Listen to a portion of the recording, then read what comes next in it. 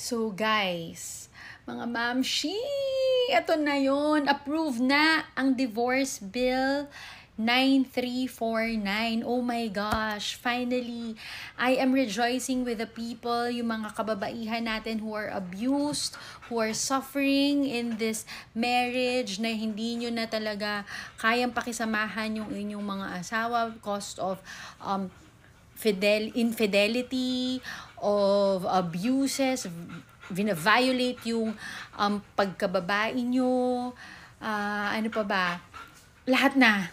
I'm so cheering for you guys. Eto na, magkakaroon na kayo ng freedom.